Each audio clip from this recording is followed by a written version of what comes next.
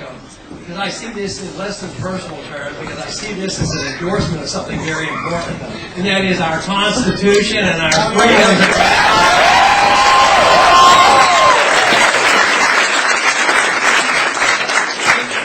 This campaign certainly is different. This is quite a bit different than we've had in a long, long time.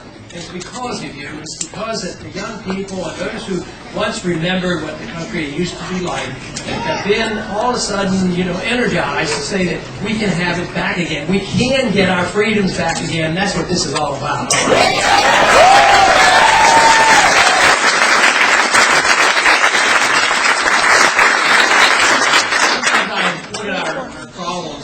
It would be looking at addiction. The first thing you have to do to get off this addiction is just to miss a problem, and then people can wean it off. And our country has been addicted. It's been addicted to easy money and easy credit and largesse and transfer of wealth, and just doing all the things that we shouldn't have done and lived off borrowed time and borrowed money.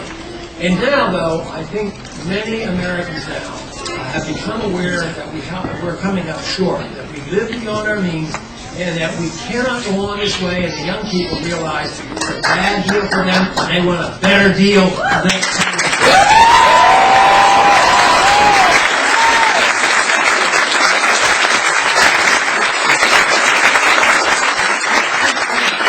Figure out that the next generation's going into the workforce today. We'll have a hard time, paying for 50 years and expecting anything out of Social Security. This is the reason that freedom gives us all an opportunity to take care of ourselves once again, to be able to have the incentives we need, but to keep the fruits of our labor. That's what is so important. Rather than sending it off to government and getting all the rules and regulations and dictates back, telling us how to run our lives and how to run the economy. What we need is a lot less government. We don't need more government.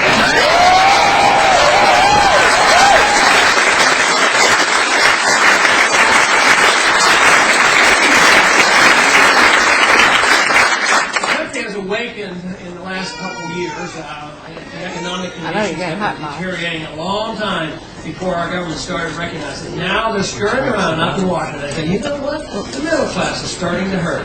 They haven't paid any attention to what's been going on for years, how the middle class is being squeezed, how it's hard to pay the bills, the depreciation of the currency, and all the wasteful spending overseas. And now they're starting to say that we have to do something about it. The government has never been successful in running the economy and running our life. Economic central planning is a doomed system. It failed in all socialist systems. It failed in the Soviet Union. And here we are. We continue to persist in this. But I think what's happening is that people are waking up and realizing that government just doesn't work very well, and we have to give up our confidence that government's supposed to take care of us. Government's there for a precise reason, and a very narrow reason. The government's supposed to be there to protect our freedoms and nothing else. That's what this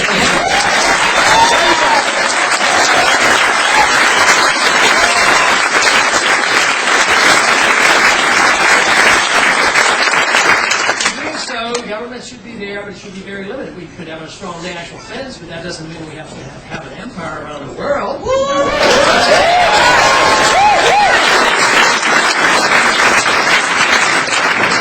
believe in national sovereignty, which means we ought to protect our borders.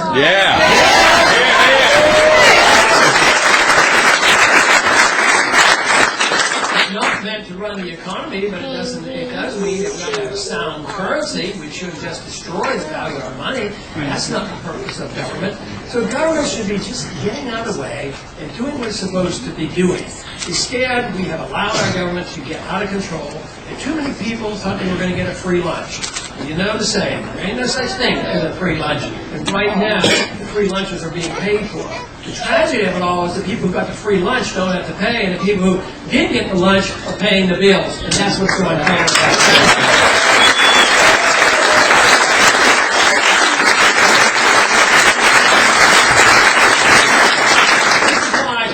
About the tax system as well as the monetary system. The tax system is obviously biased in that it penalizes people who produce and want to save. You have to pay taxes on the money you save, so there's no incentive to save, especially if your money's going down in value. Also, when there's an income tax, it destroys the productivity, it destroys capital formation. So if we had a truly free society and a free country and a free market and sound money, we would have a position on taxes that the founders had. No income tax and no 16th Amendment.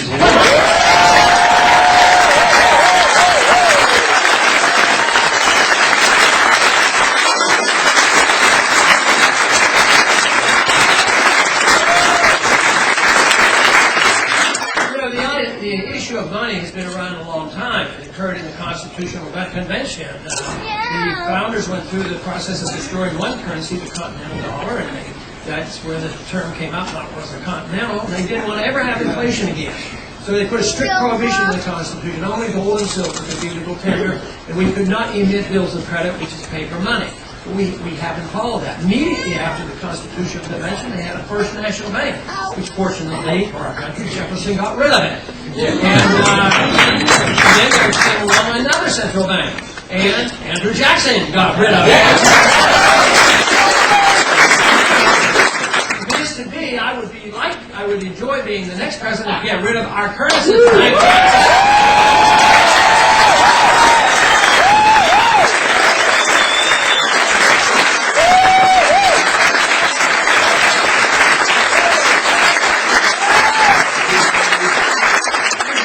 Inflation is it hurts one group and it benefits another. If inflation, that is the creation of new money, if that meant everybody's cost of living went up evenly and everybody's wages went up evenly, it would be no big deal. It isn't the way it happens. Some people income, if you're in the financial markets on Wall Street, you might do quite well and make billions. At the end of the country's been slipping financially. In December, $38 billion worth of bonuses were handed out in Wall Street. Yeah. That's not capitalism. That's special interest money. Yeah. At the same time, middle-class Americans are suffering. They can't pay their bills. They can't pay their medical bills, and their standard of living is going down, and their credit cards are up to the ceiling. $900 billion worth of credit card debt, and so we're really facing a crisis. Now the economy is slipping. Production is gone. Our good jobs have been chased overseas due to our trade policies and our monetary policy and our tax policies. And now we're facing a crisis. The best measurement of a financial crisis in a country is the value of our currency. And all you have to do is look at the news on a daily basis. And who would have predicted 20 or 30 years ago when the Canadian dollar was about 74 cents, that eventually the Canadian dollar would be more valuable than the American dollar. There's something wrong with that system. This is the reason we need to assess this policy of money and go back to sound, honest money.